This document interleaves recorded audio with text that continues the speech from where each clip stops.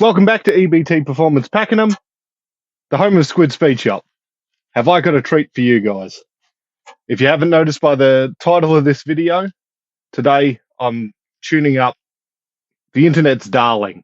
If anybody posts anything out there about what combination they're running and how much performance they make, there's always a ton of people in the comments saying, you should have run this combo. And so I've fitted this combo to a ton of bikes. The customers love it. So what is the combo? Well, it's the A.P.E. 485 Power Plus package.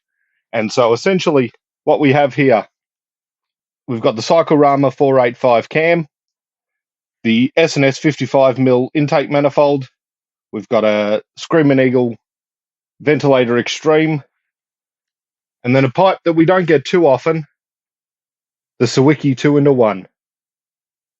And what a brilliant looking pipe it is.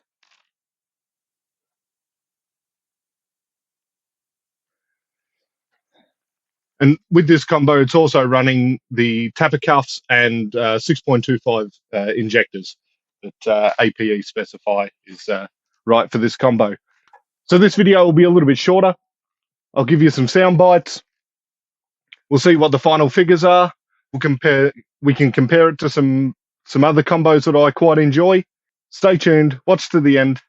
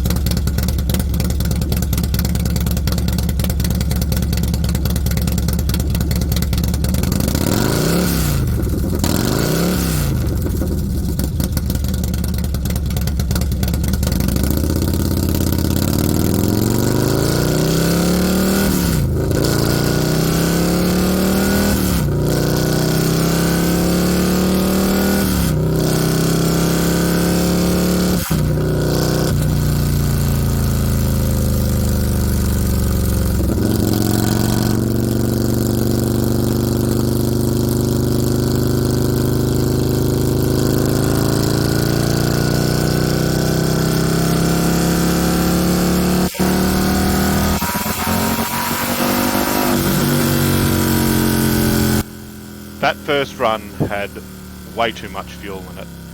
So this was the first base map that I started with.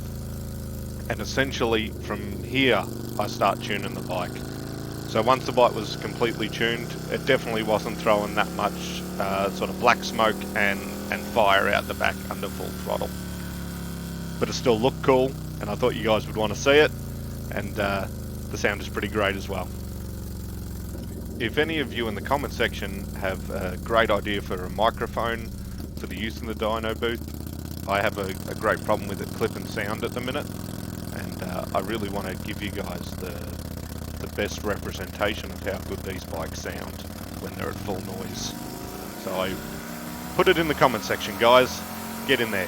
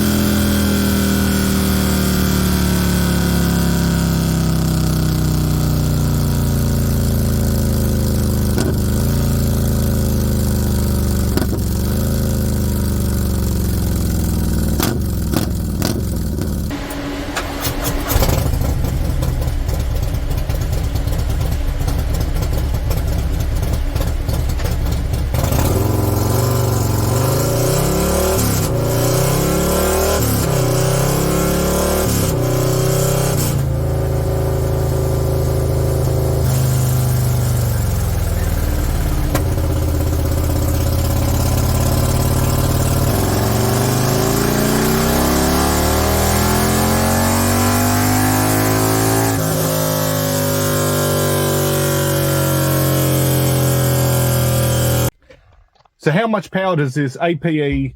Power Plus package make? What did you guys guess? Did you get it right? So we've got 124 horsepower and 130 foot-pound, nearly 131 foot-pound. 2-to-1 dip based on the Sawicki 2-in-1 just there. Now this is pretty good. For a bolt-in cam and and a mold manifold. That is about typically what I would see for this cam. Is it the most power I've gotten out of it? No. Is it the most power I've gotten out of it with a Sawicki exhaust? Absolutely. Is it the most power I've gotten out of a Sawicki exhaust? Stage 2. Yes. For the Cyclerama 485, the best I have seen on my own dynos, that being this one in Pakenham, or when I was at Harley-Davidson, it's been the D&D. Any of their 2-1s, that's what has made the peak figures for me. The Cyclerama 485 loves a ton of air in front, so the biggest throttle body you can afford, whack it on there. Best air filter you can afford, put it on there. And then you might get to some of the numbers that have been seen. But around the 125 horsepower mark, that's about average for what I see day in, day out for this cam combo. And that's no slouch. Like, let's not get it twisted. That's fast. That's proper fast. So I'll have a look through, see if I can find some comparable cam setups for you, just to show the differences between this cam and the others. So the next 2 graphs that I've got lined up are the same stage 2 components. One's in a breakout, one's in this Tourer, and the only other difference is the exhaust. The breakout was running a Freedom sharp curve radius, and this Tourer is running the Sawicki Speed 2-1. And there we have it. Blue line being the breakout 117 485 with the Freedom. Red lines being the Tourer with the 485 and the Sawicki Speed.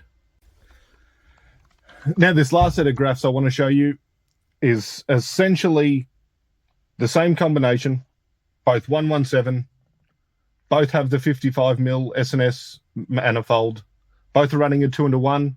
The only real difference being that one is running the Cyclerama 485 and the other one's running the S&S 475. So in blue we have the 475 and in red we have the 485. So the 485 just kills it horsepower wise, absolutely kills it. But the 475 had it down low, and that is most likely because of the 2-1 exhaust that was on it. That was the Bassani Supermoto. Tends to be more of a torque pipe than a horsepower pipe, but it's still like very common figures for what I'd see out of the 475 and the 485. Really, you can take most dyno sheets with a grain of salt. It's only useful for me.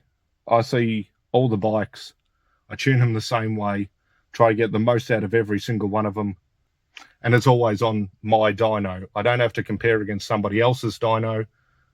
I know what the combos do on my dyno, so I know which ones I like for certain reasons. When a customer asks what would suit their riding style, I've got years and years of data to draw on. The biggest takeaway from this is how much an exhaust pipe can change your figures. Have a look at my previous video where I run 2 bikes with the exact same combination, but with a simple exhaust change, it's a completely different bike. And so just remember, like, comment, and subscribe. I really hope you enjoyed it. Share the video with your mates and let me know what you want to see more of. I still have to get around to refilming the tour of the workshop. That is going to come. I'm trying to document it at this basic stage, sort of quite fresh into the building, just so you can see the progression as I update things and make the place a little bit nicer. So stay tuned for that. Check me out on Facebook and Instagram. Links are in the description, and I really appreciate you watching. Cheers, guys.